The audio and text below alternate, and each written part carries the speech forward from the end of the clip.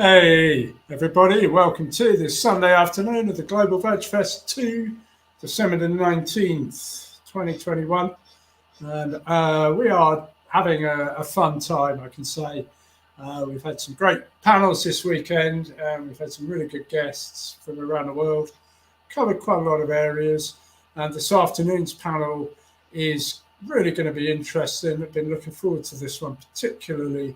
It's going to be very useful, I think, for people, because we're going to examine some of the questions that come up that people who are yet to go vegan may voice in objection to the vegan position.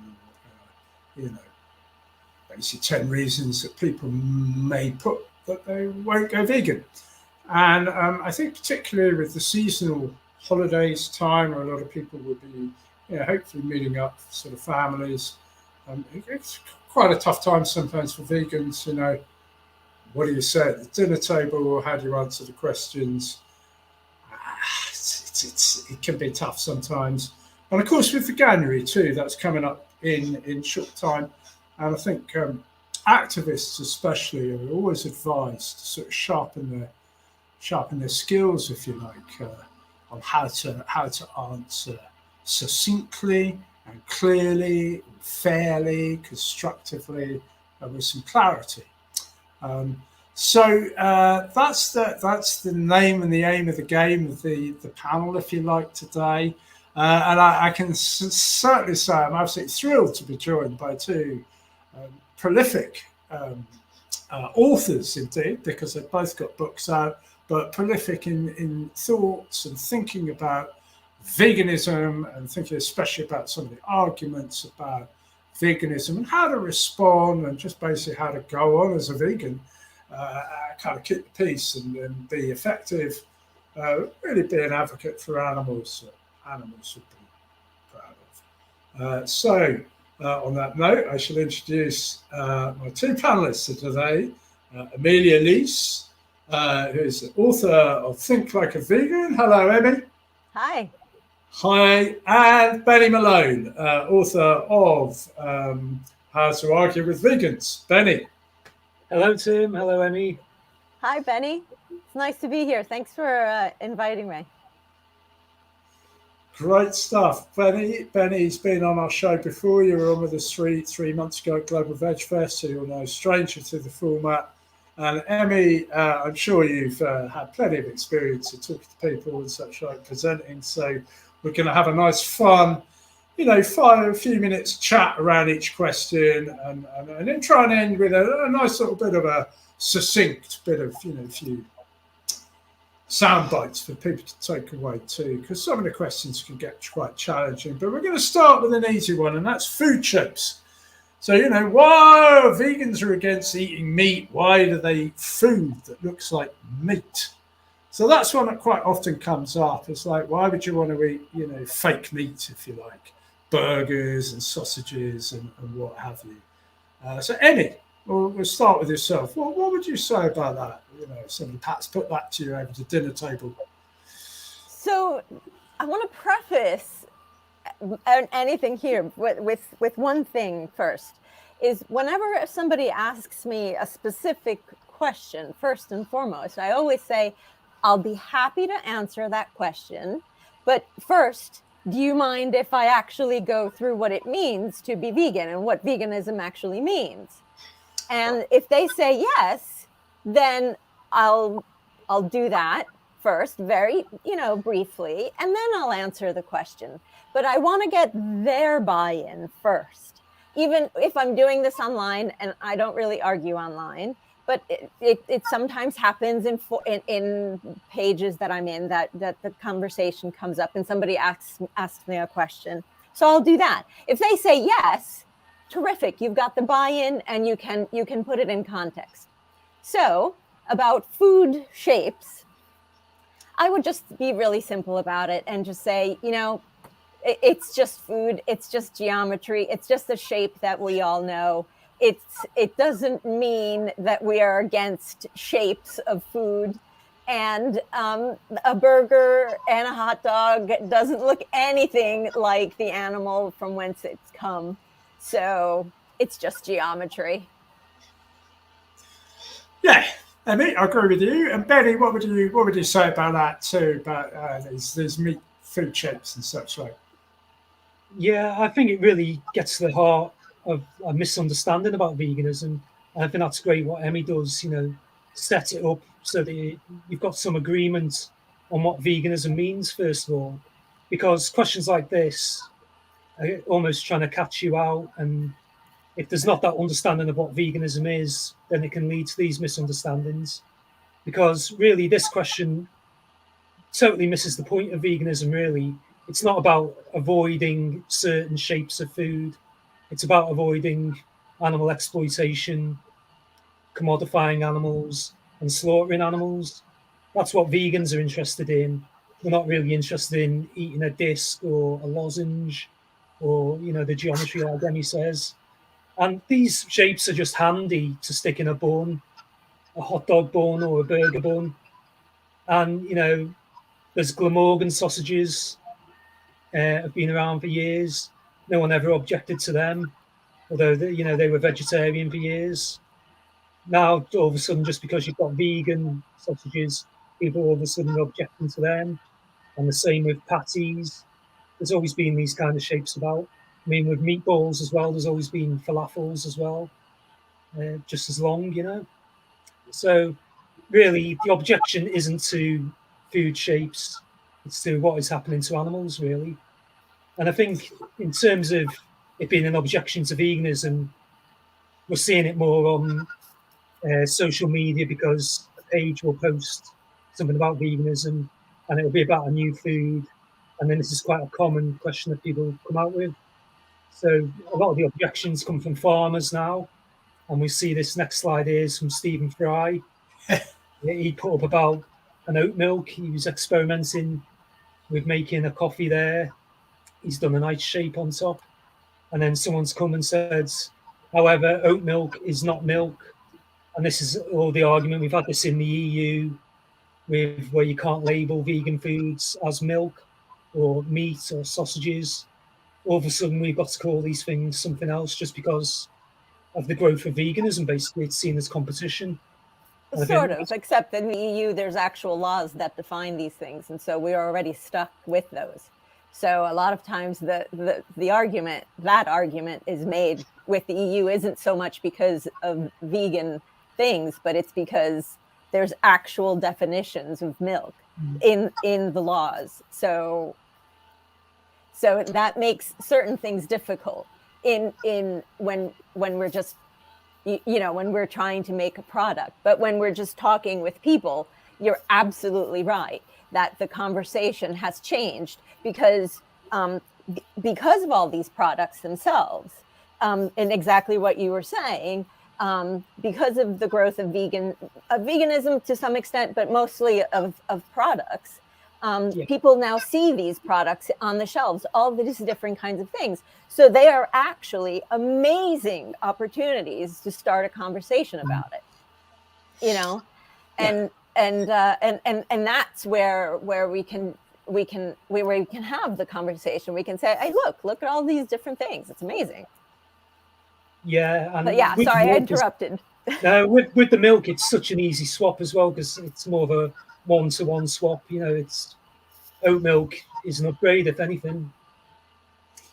So really good for transitioning, isn't it? It's fine for transitioning people to. There's a familiarity. There's also an opening to have a conversation around such thing. But as you said, Benny, and I'm sure Emmy, you agree, really, it's because, well, to be honest, veganism is a position we take against the commodification of animals, and that's it, really. Beyond that, we're not that fussed.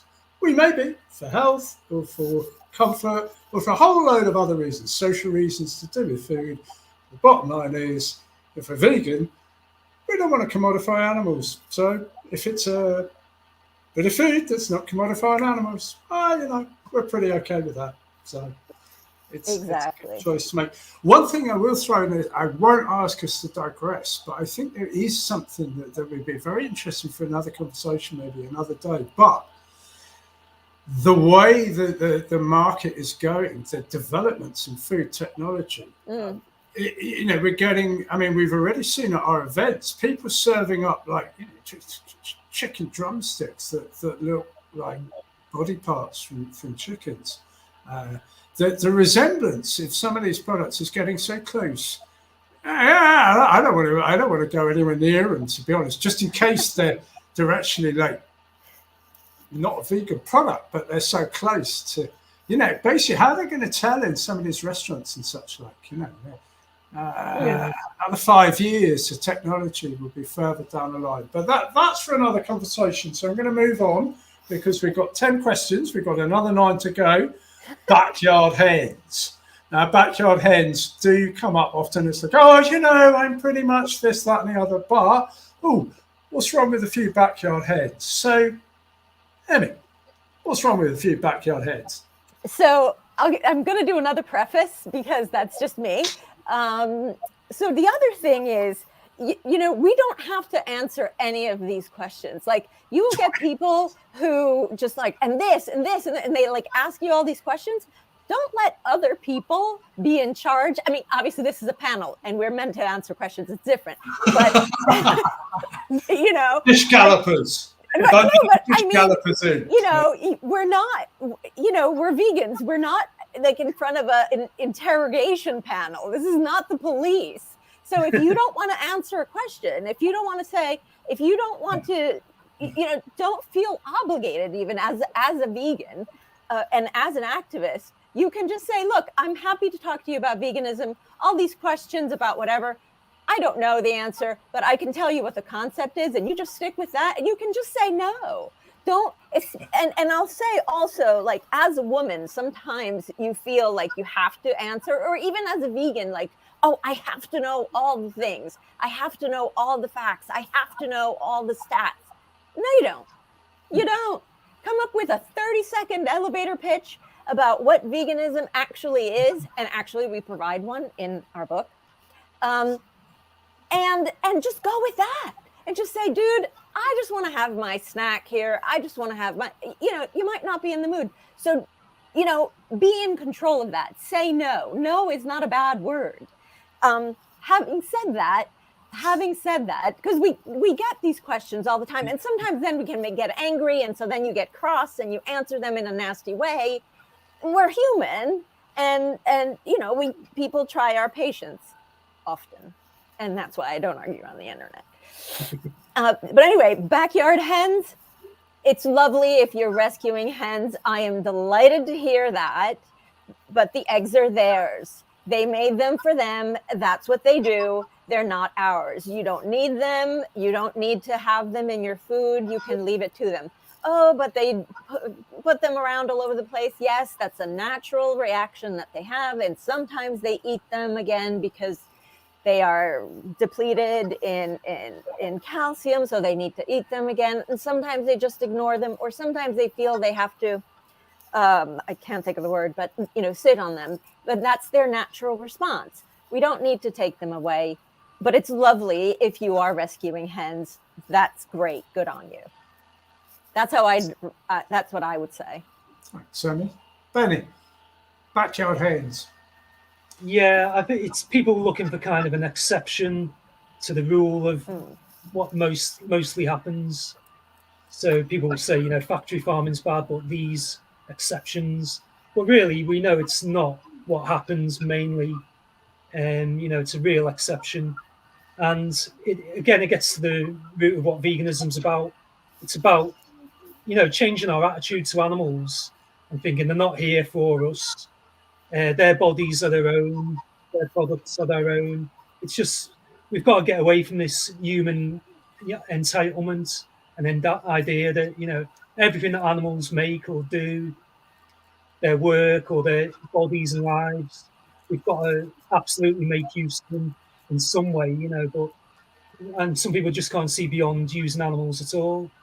So I think it's just one of those areas that is very unlikely in the first place. Free from Harm have a great couple of essays on this issue. There's expanding our understanding of harm is one of them. And it's kind of expanding that idea of harm. Harm isn't just cruelty, it's the whole idea of commodifying animals and that they're here for us to use, that idea of dominion and that we can actually use their bodies. So I think we just need to expand our notions of that. Plus, there's the fact that we've bred these animals to lay so many eggs, where in a natural state they may lay maybe 6 or a dozen a year or something like that, But now they're laying so many more, and a lot of them have to have procedures to stop laying so many because it depletes them of calcium. And it does also, that process does take, the whole process of creating an egg, and then the nutrients and the pressure on the skeleton and the whole process, it's a real big deal for a chicken to go through. But that's the key point, is it's the commodification, and it's this, we have to change this idea somehow that these animals are all here for our use. They're not. So I think so. Also, some people probably just want a bit of comfort. It's like, look, I'm with you, but that's okay, isn't it? So not really. That's the point. Is that we try as vegans not to use animals wherever practical and possible, and that's all animals. So yeah, you can use backyard heads if you like, but that's not a vegan option. And it's the commodification of animals that we're trying to get away from. And it's not really the cruelty or the treatment, but the use. That's probably the key. And these are kind of loopholes that people are looking for as well. If they can just find one exception to it, try and crumble the whole edifice of veganism. The whole thing. Exactly. You agree with me, so therefore everything. The whole argument is, and I think that's why part of the point of this panel, but both of your books, is to give people those tools about how to skillfully negotiate some of these conversations. If indeed, Emmy, as you rightly say, if you choose to engage at all, well, there's no need to. If you don't want to, there's no particular, And Benny, I'm right, isn't it? There's a phrase you use, Gish galloping, when people throw all this stuff at you. It's just like, what about this, that, and the other? And it's like, wait, hold on tight. One at a time, not all at once. And we'll pick you apart on each one. But the Gish galloping, Emmy, this is a wonderful phrase, and indeed, Benny's book, which I happen to have right here, is how to argue with lions, vegans. There's the lion. And kind of thing going on there. Lion jokes, is, and I'm not the author of I Am Not a Lion, or whatever I said I was. That's just me being facetious. Moving on, talking about being facetious, but this is an interesting one because I remember one thing Professor Tom Reagan said famously, but drawing lines, draw them in pencil because you may need to rub them out later. And of course, as science progresses and we discover more about, the environment we live in, indeed. But the third one, plants have feelings. We hear this all the time, don't we? Plants have feelings. So there's kind of justification to keep using animals is, plants have feelings, as if somehow perhaps plants, suffer in the same way, or. So Benny, we'll come to you first on this one. Well, what about this? Plants have feelings. I think plants are definitely more complicated than we've given them credit in the past. Right. Maybe we are finding more out about plants. And first of all, I would say it is usually said in a facetious way. I don't think people really are studying plant biology when they're saying it. There's a number of ways to approach answering it. You can kind of take it at face value and give it that principle of charity that they are being serious and that they do believe in plant neurobiology. But I think even if you accept that plants were sentient, then there's still an argument for veganism being better because it, due to feed conversion ratios, you'd be consuming fewer plants by consuming a vegan diet or a plant-based diet. So just because plants are fed to animals and then people eat the animals then, so you're looking at feed conversion ratios of up to 10 times or maybe more depending on which animals you're eating. You know, for feeding chickens, you're feeding them a lot of soy. And what about all them plants? Then you've got all the deforestation as well that happens for cattle ranching. So they're all plants as well. So we've got to look at minimizing plants consumption overall. You're looking at veganism, really. That's if you take it on face value. Then you've got the way of looking at it is, you know, are plants sentient at all? And I think even if they were, I don't think it's of the same type of sentience as animals, really. And if you're still forced into that position between choosing between an animal and a plant, you know, you've got the famous example of like a carrot and a puppy. I think everyone's going to choose to kill the carrot at the end of the day. That's if you're forced into these situations. Yeah. Thanks, Benny. And Emmy, if we have, you know, somebody coming to you to say, and I will just say at this point, I have had somebody who is a neuroscientist come to me with evidence about the sentience of plants, who is pretty much plant-based but not vegan and rejects the commodification, the vegan principle, and is PhD, and you know, this is a person who's well thought through, and rejects that position that we all share, but has presented evidence to me. So I think it's a valid point. Sometimes mainly it's facetious, but there are actually people who do study plants and will put forward this. Emmy, what's your take on this one? Oh, I would ask what their concern actually is. I would counter with a question. What are they concerned about? The number of plants that we consume? And I would say, along the same lines as Benny was saying, that, well, if we are consuming animals, it means that we are actually killing billions more plants than we are if we are just focusing on eating plants. And so if you're concerned about how many animals and plants get killed, then you've got to choose to really focus on minimizing the number of plants that you're going to actually kill. And then, of course, the biodiversity of plants and animals that are affected by planting all the plants that we have to feed to animals. We feed billions of animals each year, billions of tons of plants. So if your concern is plants, then veganism is also the option. If your concern is not killing anything and you want to eat air, well, then that is also your prerogative. Yeah. I might get a little smart on that answer. Well, just because, you know, no, but I mean, but you do acknowledge, and as you did, Benny, that plants are complex and we're learning all sorts of things. And perhaps someday our definition of sentience will change. But sentience and consciousness, sometimes they're used interchangeably. I also would then ask, what do you believe sentience actually is? In your own words. Again, I would ask them to tell me what they believe, so that then you can also push a little bit and see if they're for real, rather than just them saying, oh, well, I've read all these papers, which they haven't, because no one ever reads the papers except like me and Benny.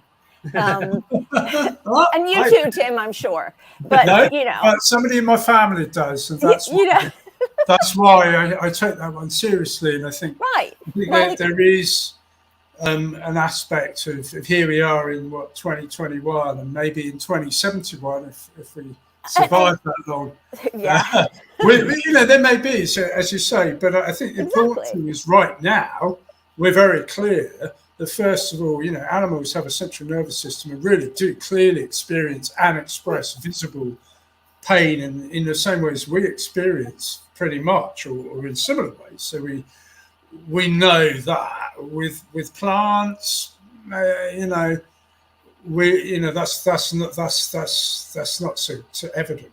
But the important point too is that whatever way you look at it, if you are concerned, and rightly so, and some people are very much concerned about that, you know, the veganism is still, or plant-based diet is still very much the solution, because of course you use less And now we're graduating towards things like, urban farming, vertical farming, other systems of farming that really do really minimize the disruption of ecosystems and such like wildlife and other animals that use natural plant habitation.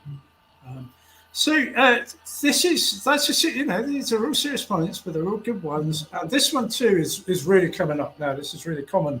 We would say it's the local argument. It's like, you'll have perhaps, I don't know, maybe some UK farmers might put forward that a locally produced animal product has got less somehow environmental impact than your avocado from California or something, or Mexico. So, Emmy, what about this then? This local one. I mean, it is a serious one, especially with climate change, and people are genuinely concerned about their food impact. Yeah, I mean, I think it's a good question, and again, I would ask them exactly what do they believe that local versus how they believe that food actually gets into the markets, because there's I actually think that we've conflated a lot of different things when we are talking about local. It has become more of a marketing term than anything that's meaningful. I mean, sure, you might have food that gets transported, but that's not really, if it's flown, there's just very few foods that are flown. Most of it is done by ships. And then the other thing is some places you can eat local food, and that's great if you have access to that. But some places would be impossible, and the inputs for them to actually grow foods, like say, for example, Saudi Arabia, exactly how are they going to grow any of their local vegetables? They're not. That's not possible. So the idea that we can have a food system of any kind to feed people on this planet that is just local is a bit naive. Because some places are great at producing certain things, and some other places are great at producing other things. So we can use those in the system of economics that we have in this world right now. We should be able to use those economic advantages of one growing one thing and another growing another thing. And I'm not a fan of monoculture. That's not what I'm advocating here. But I'm just saying, maybe we need to look at things a little bit more complexly rather than being in love with this linear simplicity, because that's not the kind of world we live in. And if one doesn't want to eat avocados and you only want to eat the tatties that are grown in the UK, that is fantastic. Go ahead and do that. But if you can't, then you can't. So local isn't necessarily all that it's cracked up to be. Okay. And Benny, what about yourself? I know you've had a number of arguments with people on Facebook with this issue. I know you've got your hand on quite a lot of facts and figures too. What would you say about the local, locally produced animal product is better for the environment or some such? Yeah, I agree with Emmy that it's good if you can eat seasonally and locally if you can. But it's putting an extra burden on people when the kind of thing we're asking people to do is, basically just look for a vegan label, and that's kind of the biggest lever you can pull in terms of everything, in terms of the environment, for greenhouse gases and for helping out in that way. So pull the biggest lever first, and then obviously you're getting into more expense and accessibility issues when you're asking people to always buy local and seasonally. So there's that to think about. But I think I quite like this question because it's one where you can just look at the studies and the facts, and they're just in favour of it being more about the type of product than where it actually comes from. In terms of greenhouse gases, the largest contribution is actually what the food is, rather than where it comes from. And it actually gets more like that when you get more into the so-called animal products. So beef, for example, a lot of the studies say only 1% of contribution of that to greenhouse gases comes from transporting it. So it can come from New Zealand, and that is 1% of the total greenhouse gases of it. The other 99% is the production of it. So even if it's local, the 99% of the production is still there, embedded in it being produced locally, just from the greenhouse gases of that, and land use change, water use, air pollution, lots of different variables. So if you're looking to pull the biggest lever, first of all, it's the type of food, and the best type of food to reduce the greenhouse gas emissions is all the plant ones, basically. I think apart from coffee and chocolate, we're quite high up on in a lot of the studies. Yeah. You know, so there are the odd products you have to look at, but when you look at things overall, for an overall pattern, you would say plant foods are better as a whole. You know, undoubtedly, yeah, certainly support that. I think it's also worth pointing out that meat and dairy are both really heavy on refrigeration. So they really need refrigeration. That's not to say that fruit, vegetables, seeds, nuts and grains, some do, and of course some of the more processed food, but the nuts and bolts, as it were, of the plant-based diet, a lot of it is very storable and durable. Thinking grains and beans and pulses and such like, especially. And of course, too, a lot of these are now appearing in the UK. So things like pulses, like UK, it grows avocados in polytunnels. It grows lentils in the fields of Suffolk. It grows hemp now is really, becoming a big, especially in the south of England. There's hundreds of hectares of hemp as processing plants. There's a big oat thing going on. So I suppose really the solution is, well, you know what, the best of both worlds. Well, I take the point, Emily, about, and we'll come to this, about accessibility and privilege of local, is locally grown plant-based foods produced. Like Oat Milk is a great example of 3% oats, 97% water in a Tetra Pak, shipped 1,000 miles from Sweden. Whereas now we've got the infrastructure development in the UK, in Peterborough, I believe, for a factory by Oatly to produce, UK grown and processed oats, which are obviously, be another step in the right direction. So, but this does bring into the question, our fifth question, which is about privilege and accessibility. I mean, you've this leads nicely in, because we already sort of touched on this. You've mentioned how some people, local. But I think this more in the context of, vegan food is expensive. It's a bit of an elitist thing. You can't buy it everywhere. There's an accessibility, food deserts. We reply to some of this. We talk about this in the book in a number of different places, and we address it head on in a number of different aspects, actually. And there's again, I'll talk about conflation of issues here. When we want to talk about, and I don't use the term food desert because it's arguable that those exist, but I do use the term food apartheid, which is the term that really is much more about what we're talking about, how some people have access to some food and others only some types of foods. And that is something that we should absolutely be against and be looking at why that happens. And that is one issue. And that is an issue about class and class oppression more than actually whether one is able to, whether veganism is a viable ethical choice. So again, I would go back and talk about veganism is essentially not using animals for our own purposes. And the other thing I would also say is that anything can be expensive.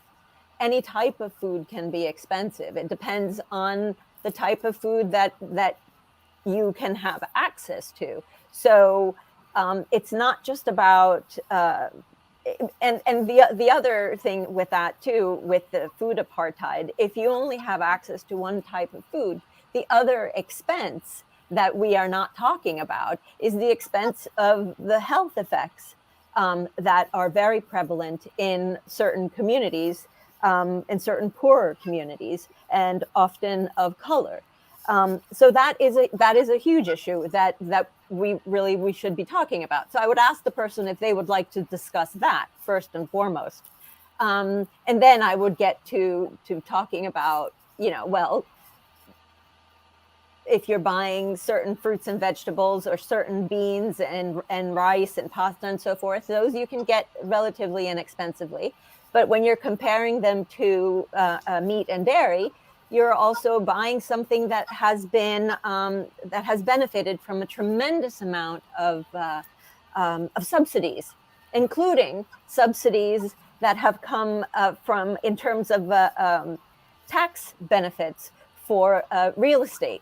So when you see a McDonald's or a Burger King opening up, they've often gotten lots of tax breaks to open that spot where they're opening it. So what you're paying for is something that your taxes have also paid for. So yes, it may be cheaper than something that's been made in a vegan cafe, but you're not really comparing apples to apples.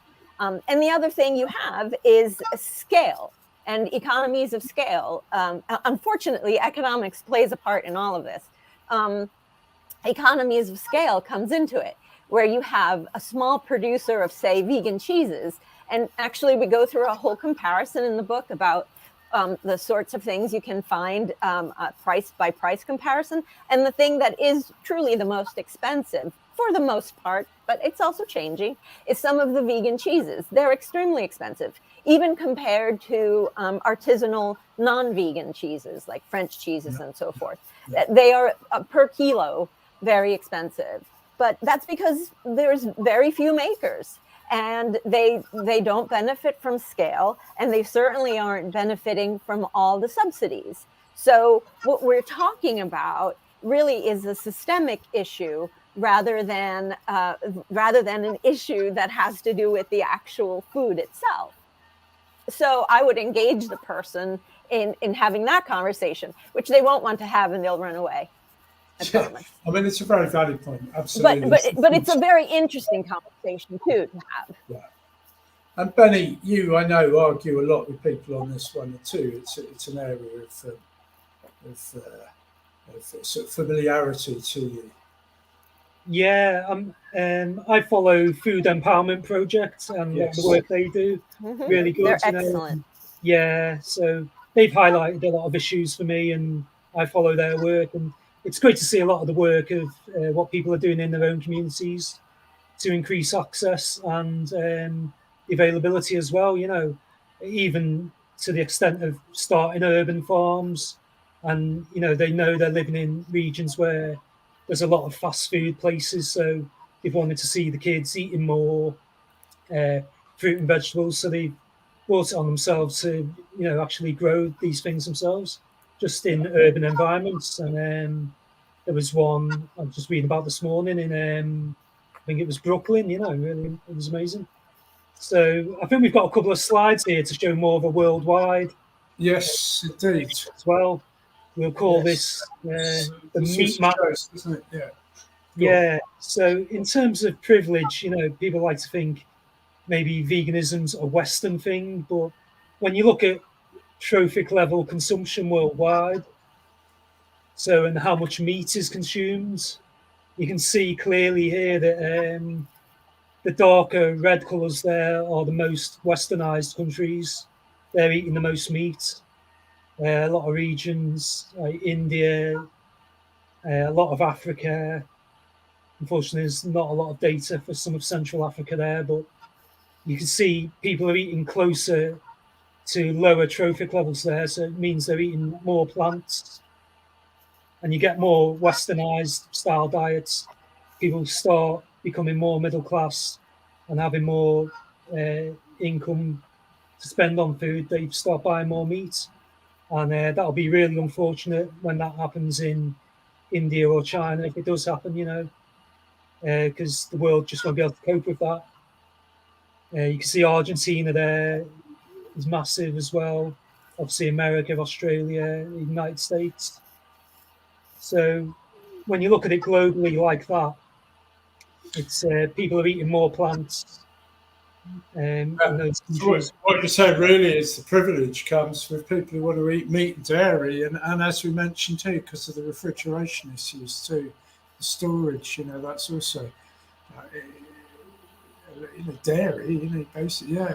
It's a really revealing map, that one. I think there's another slide too, isn't there? That have we got? Yes, here we go. So now this is really revealing, and this is where, again, access to the figures and facts is really useful for these sort of discussions, because I think it's difficult to always convince people and win in an argument, but if you present people with so many information for them to take away and assess, that can often be the most constructive thing, and a map like this is really useful. So talk us through this one, Benny. Yeah, I think, we're going to discuss land use, so I think we might come back to this one. We'll come back to that one. Yeah, this is going to be for land use. Okay. Well, we'll come on to that. Speaking of which, we're going to rattle through, because we've been doing a little bit. I've got a couple of very quick questions. I will just say, obviously, we're only, as it were, scratching the surface. Part of this is to, do read the books, do the research, engage with this, because these are serious issues, and we need to improve our understanding. I would just put in the need for education, things like cooking skills, so that people in rural areas are not dependent on westernized plant-based foods, but have the skills and the accessibility for making the most of their own locally produced plants, because plants and plant food pretty much do, not absolutely everywhere, but they do grow a lot. Urban farming is a big one now, and the vertical farming is really improving accessibility to investments into those standing. That's great. So quickly though, these two I'm going to go to, because they're quite easy. So I'm going to ask for a couple of brief ones before we go on to some a little bit more in-depth ones. So this one's really simple: incomplete nutrition. But it does come up. I've heard people say, well, you had to take supplements. It's oh my gosh, well, your plant-based diet can't be all that then if you've got to eat fake pills or something to keep you healthy. What's all that about? Surely, the vegan diet's incomplete. Yeah? What would you say, Emmy? I would say the only supplement you really need as vegan is a B12. But if you're over 50, everybody needs a B12. And our agricultural system has impoverished the source of B12, and I would explain what that is, which is these microbes in the earth. And even the animals themselves have to be injected with the B12 and so forth. So I would say that. And I would also say, but you know what? The supplement industry isn't just catering to vegans. You probably take supplements yourself, and you're eating a non-vegan diet. And I would say, and I assure you, and I would point them to the book, because we have a whole list with the actual excerpts that you can copy and photograph on your phone and show them. All the major health organizations, at least the Anglo ones, the ones that publish these things in English, because we did not do a survey of all the languages, because we have a life. They all say that being vegan is completely healthy at any stage in life, whether you're a child or you're a pregnant woman, you're an elderly person.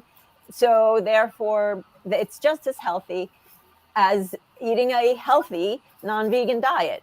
So, I wouldn't, being vegan isn't a magic bullet. It doesn't mean you're not going to get sick. It doesn't mean you're going to be healthier than anybody else. None of those things are given, because health is a lot more complex. So if you need to take some supplements, whoever you are, you need to take some supplements. So what? So what? Yeah, I agree. Yeah. Emmy, that's brilliant and really good points. And Benny, what would you say about this? Yeah. And it's valid. People genuine about it, Oh yeah, they are, absolutely. I've gotten that question a lot in all our talks. Absolutely. Seriously. What would you say there, Benny? that was going to be my laconic answer. You know, so what? So what? Yeah, right. Yeah. And I don't like this question, but Well, you know, it's just one that is so what, you know. I But think Free From Harm have another good article on this, and it was saying, what if, you know, what if it's true that you do have to take this one pill, but what's it in exchange for? It's for being able to avoid all this animal use and harm and all the environmental damage.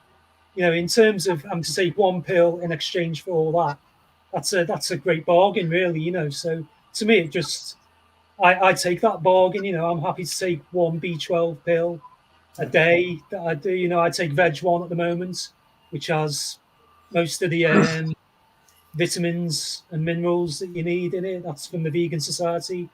I think that costs about £15 every 6 months or something. cheap, Yeah. yeah. Yeah, I mean, D3 So I is think- quite useful as well over the winter, but in terms of supplements, the only one you really need is B12. But, That's the one you've got to watch, yeah, and that's it's a essential, long term. yeah. I think there's the point that you made, Emilia, that but actually all animals have to be supplemented anyway. So you're kind of getting all your supplements just through the middle animal. So you know you can cut out the middle animal and just go straight to the supplement. Also, you might think, okay, you might be taking a couple of supplements, but if you think about the data associated with animal consumption, heart disease, other debilitating diseases, you know, it is true that there may well be a case to say we're better off eating plants and one little supplement than you are having to perhaps face, you know, some major sort of life-threatening diseases later on down the line that are associated with animal consumption. But we've got to be careful, as you said, I mean, it's a complex area. Health. The bottom line is, if the price of not commodifying animals is a supplement, that's one I'm more than happy to take. But on a serious note too, I think it's important to reassure vegans that, look, you know, plant-based diets, again, there's still a lot of study going on. There's nothing wrong with taking a supplement or two. It doesn't undervalue the position. You know, the fact that as a plant-based diet, and indeed, you may, you know, I mean, I now take supplements. I feel like I'm enjoying optimum health as a result. Such fatty acids, you know, EPA, DHA, vitamin D3. I'm really enjoying higher protein content. It's just brilliant. I love it. But there's no shame in, you know, it doesn't devalue the benefits of a whole food plant-based diet. You have to take a supplement, and I would heartily recommend do. I think, turn it around and make it something positive. You know, it's like, well, here's an opportunity, you know, we can avoid all this animal use. Let's take that opportunity, you know, look at it positively. And isn't it amazing that we can be vegan? You know, if we were obligate carnivores, as some people like to think we are, you know, we'll come on to that later with the lions. Or if there was some other vitamin or something we needed, but doesn't that give us a bit of a clue to our evolutionary heritage as well? You know, that we are more like, we're more closely related to the frugivore primates than we are to true carnivores. You know, it's, to me, it's just amazing that we can be vegan, and let's take that opportunity. Yeah. Emmy, can I ask you, how long have you been vegan?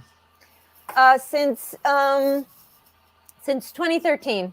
Okay, and have you ever found yourself on a desert island? Oh my gosh, yes, I'm on one right now. Aren't you? Right. I mean, we all are. I've been vegan nearly 40 years now, but I've heard of this desert island that all vegans go to. I've never met a vegan. I've met one or two people on desert islands. I've been to a desert island, but I've never met this vegan desert island. Where is this desert island that all these vegans go to? Does it exist? It's like the most COVID-safe place in the whole entire world right now. Yeah, I have to say, I've never gotten that question in all the time that I have done. Like, nobody's actually said that to me. I think maybe they figured, like, yeah, maybe I better not say that. No, but I mean, you know, the way I answer that, and you know, it's like, well, you know, you're not on a desert island right now. You're here. You know, if you're trying to come up with some thought experiment that invalidates something that you can do every day, you're barking up the wrong tree. You know, again, what's your concern? That you have to make a tough decision if you're in a tough situation? Well, if you're in a tough situation and you have to make a tough decision, well, all those things are not your everyday. You know, if it's a matter of survival, let alone that there's probably, if there's an animal, that means there's other vegetables there, clearly.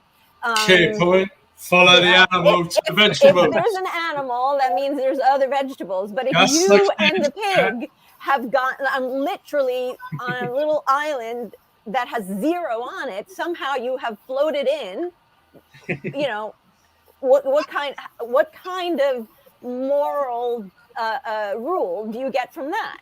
Again, so you're in a tough situation. Well, if you eat the little pig that has, you know, been Titanicked on this mound of sand, then you're both toast. You know, and if you eat it, you're going to be toast shortly thereafter. By the look of it, yeah. You know, but I mean, again, it's like these emergency situations or these life and death situations, or like, you know, there's a burning building. Who do you save? Well, you're not going to draw a commonly acceptable moral, you know, rule or path from that. Those are exceptional situations. We're not in an exceptional situation. You can still get to the supermarket. I think it's worth pointing out too, though, that there are some times when people are in exceptional situations. So I remember my good pal Joe, who had a thing called Circus to Iraq, who 20 years ago when the war was going on in Iraq, you know, she used to take a circus there. And I remember her telling me a story about how she was literally crossing town, and she had a 15-year-old girl with her who was going to deliver a baby in hospital, and they got caught in a roadblock and they started getting shot. And then she had to deliver the baby on the side of the road for her pal. And then somebody came and gave her like an egg butty. That was the only food that was available. And she was vegan.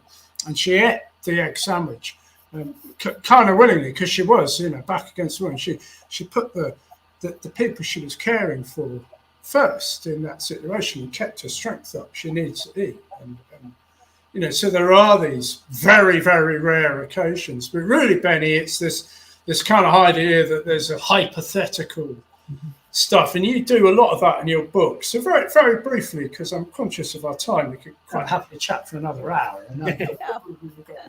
You know, but what in this hypotheticals, what's the answer to some of this stuff? I think, yeah, there's a lot of hypotheticals. Desert Island is one of them. Then, as Emmy said, there's the burning building, lifeboat situations, those type of things. But, you know, Tom Reagan with the lifeboat one said you just can't extrapolate from what you would do in that situation to every day, and you can't create a rule from it. You know, there's this kind of, even in utilitarianism, there's act utilitarianism and rule utilitarianism, but you can't create the rule from what you would do in an exceptional circumstance. It's the same with human rights, really. You know, we get targeted as vegans for what would you do in this situation. Well, it's just as applicable to any moral situation, you know, every day. How far can you take these things? You know, you can say you could be in a self-defense situation. Exactly. Where you might have to, you know, defend yourself possibly in a fatal way, you know, but you can't extrapolate that situation to your everyday occurrence. Like, you can't go around killing people just because you would do that in a self-defense situation. And I think with the pig on the desert island, you're going to die a few days later anyway or something, but you're going to be dying lonely and sorry for the pig. So I would rather just die straight away, I think. And have some company. A really important point too is that, look, veganism isn't about being perfect. You know, veganism is a position we take where we seek to exclude the use of all animals wherever practicable and possible. That's not always the case. For instance, without going down the vaccine route, we know that Vegan Society had pointed to something like nearly 90% of vegans have taken the vaccine for COVID-19. And obviously, this is not a vegan product. It's tested on animals. It may well include animal product, but wherever practicable and possible is the key. So even if there are exceptions, or even if there are some gotchas or some hypotheticals, it's like, so what? You're kind of missing the point. The point is, wherever practicable and possible, and it's not always possible. I get that. I get there's some people who talked about privilege. There's going to be, cases where people don't always have access to or can make that choice. And that doesn't make them any less vegan, because veganism is a position we take. It's not every single detail that we operate within, because but that's really another one. And I'll tell you who else writes lovely about that. She's Jordan Kazmajana, who's written the book Ethical Vegan. He was also in the awards and came in. Same sort of votes, which was really interesting. That so many people are really interested in these areas. So look, we're nearly out of time actually, but we can say 5 minutes just to talk about I'm going to jump these last two together. So crop deaths and land use. Crop deaths and land use are really, they're about use of land and perhaps also really how efficiently we use this land. Emilia, talk to us about, when you're faced with this crop deaths and sort of land use. I know I'm lumping them together, but I'll be real quick. 83% of agricultural land worldwide is used to plant plants to feed animals. And those animals provide only 18% of calories. And if we're talking about crop deaths, again, those things are connected. And also I would question crop deaths. Animals run away. They're not waiting there for the combine to come and chew them up. So they do run away. I live in a rural area. When the combines are harvesting, there's an influx of field mice into my space. And actually, before I talked to the Humane Wildlife Solutions chap, we had lots of mice in the house. But now we've sorted it after talking with him. Anyway, so that's it. Go on, Benny, you go. Yeah, so I would ask them, is that something you care about? So kind of in the way Emmy does as well, is establish the criteria. Do they care about crop deaths? And then if they say they do, I'd establish, well, why do you care about that? So then you're getting into the criteria of, you must care about the animals then. So I'd just try and establish that first. And then they can't back out of it later by saying they don't actually care about it. So if harvesting is the issue, then we have got to minimise harvesting. Yes. And the way to do that is to minimise harvesting land, really. And minimising land use is veganism again. Yes. This is what we saw on the slide there, minimising land use. So I think another angle to take it as well, if they do actually care, until we get more people that do actually care about the issue, nothing's going to change. As long as people are using it as an argument against veganism, it's just used to kind of dunk on us, really, rather than saying, I care about it. So let's look for these solutions. So maybe there are some technological solutions that can help with harvest deaths. Maybe there is some kind of ultrasound, the devices that you could fit to combines to maybe warn animals to move more than the sound of the combine. Then I know in Germany, they actually do use drones to check for fawns that might be lying in fields, because they get caught up sometimes. And vertical farming could possibly be a solution to keep animals out of these spaces where we're harvesting. All different ways to minimise. So until we do care about the issue, nothing's going to change. I know in Spain as well, with olive harvesting, a lot of birds were dying because they started harvesting at night, and they used big vacuums to that's right, vacuum up the olives. So there was quite a large petition for that as well. With I'm sure most of the people signing that petition weren't vegan, but they did care about the birds. So a lot of supermarkets said, okay, we'll change our suppliers and start labelling things even that are harvest friendly to birds, that type of thing. and change these harvesting practices. So it's just the world we live in. It's got to change. Thanks, Benny. That's really succinct, and again, it kind of comes down to the position. If you have a vegan position, if you think like a vegan, the solution is, there may be a problem there. That's okay. Yeah, but we can solve that with a vegan solution. And the approach is, well, what's our position? We want to end the use of commodification of animals wherever we can.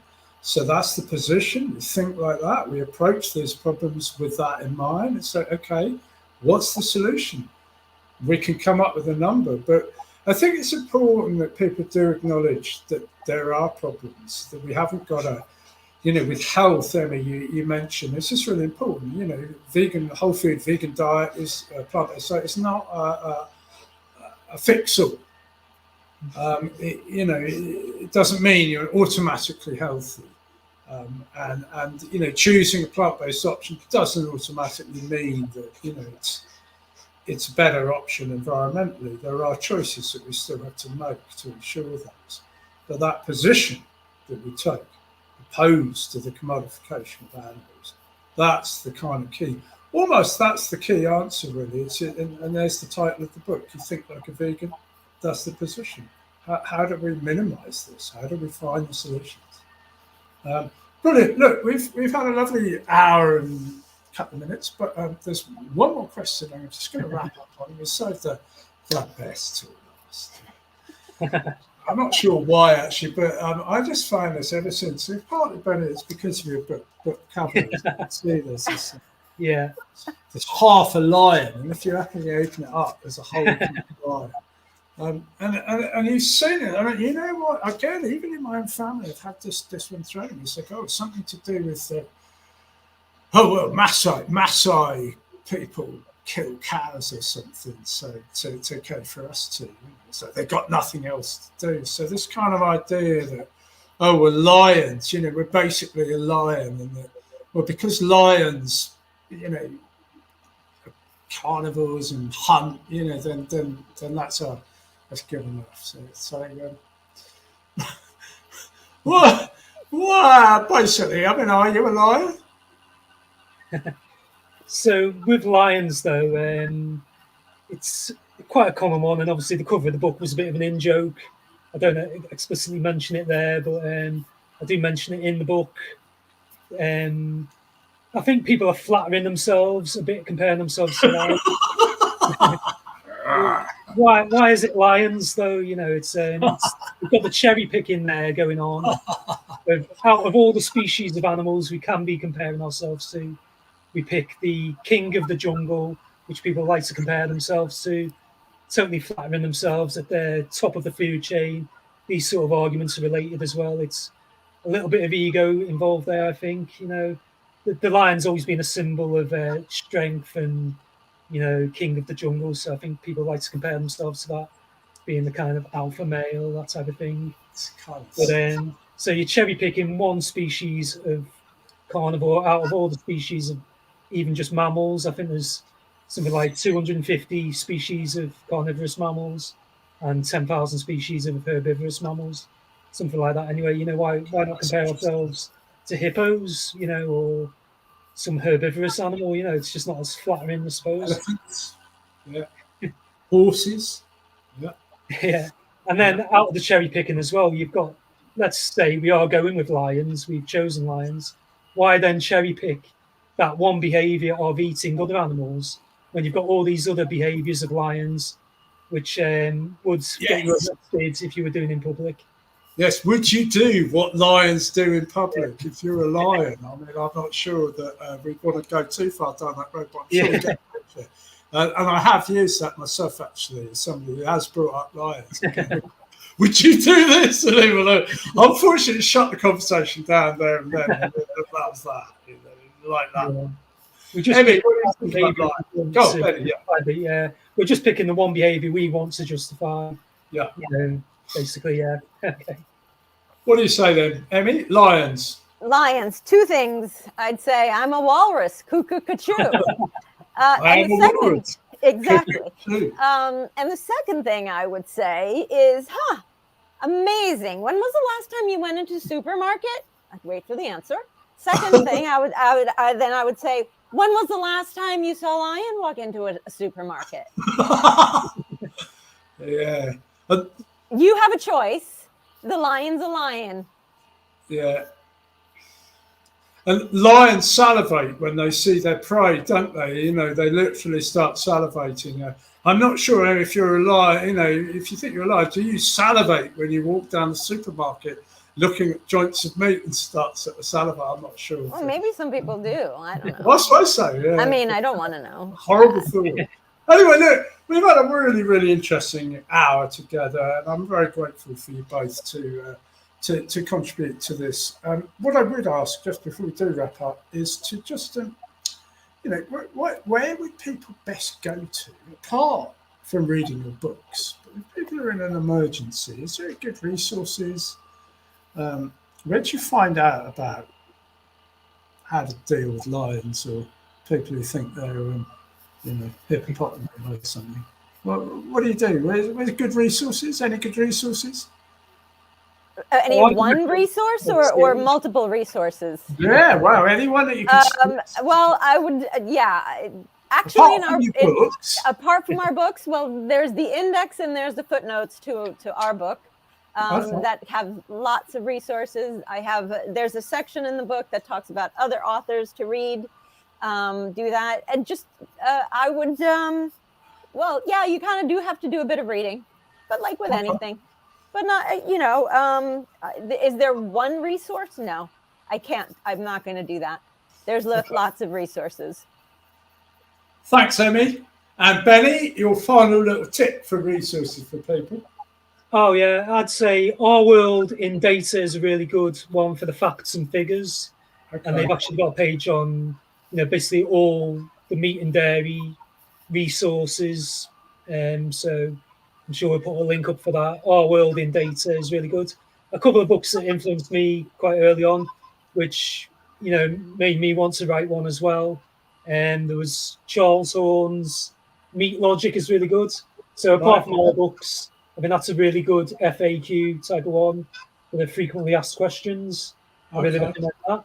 And then there's Sherry Kolb's as well. I love that book.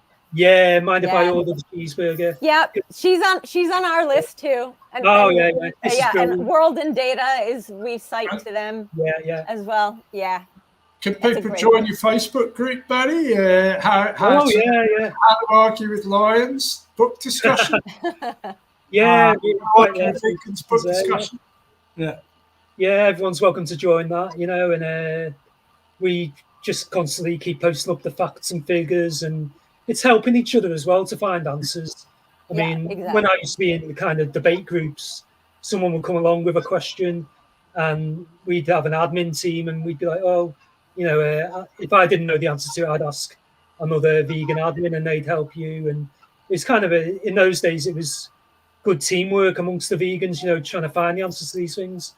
And that really helped me in the early days, because you just thought, we're not going to just buckle at getting this difficult question. We're going to really try and get to the bottom of it and find a good answer to it. And a lot of the answers I wasn't satisfied to myself. So then that leads you to doing more research. And a lot of them are kind of troubling in a way. I mean, harvest deaths and a lot of the kind of ones about access and things, you know, are practical issues in a way. So, you know, they're not going to be solved overnight, but it's, and they can be quite troubling as well.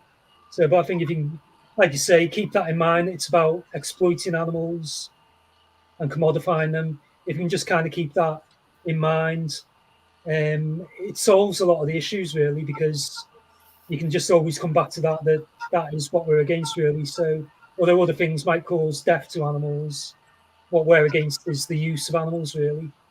Exactly. Like go back to the principle, rather engage with the principle itself and work your way through that. The other thing that that we talk about also is to ask yourself, you know, what would be the answer in a human context? And we go through that, and again, that is not equating the two things, but it's a way to be able to work through a problem. So even if you're not reading a whole lot of stuff, go back to the principle, go back to the basic definition, and stick to that, and then think about how would it play out in a human context. So if you really want to be basic. That's brilliant. Yeah, I quite agree. Be clear, be concise, be consistent. Try not to conflate these things, and be kind, and try and be supportive and patient with people, and kind of keep a sense of humour too, because I think it's important to remember too that people are on a journey. Not everybody responds to everything, and you're kind of just slipping in perhaps some more information when you're talking to somebody who's not yet vegan. If you can keep a nice, calm, kind of clear, consistent, kind approach, then people, they may not go, oh yes, right, that's maybe go vegan, but it may be just another thing that lodges in there, and that's another step towards somebody making that decision to go, you know what, you're right, that's right, we shouldn't be using this. These aren't they're not our property. These are not ours to use, and that's the principle. Thank you, Emilia. It's been an absolute pleasure to meet you. Benny, you've been brilliant again. Really thank you both for your contributions this year to the growing vegan movement. This is going global. These are fabulous resources. Freely giving up your time to share these insights, and that's very good of you. So thank you very much once again. And I think we'll probably say goodbye on that point. Goodbye, Emmy. Bye. Thank you for having us. And goodbye, Benny the Lion. Cheers, Tim. Thanks for having us. Okay. Thanks very much, folks. It's been brilliant. Cheers.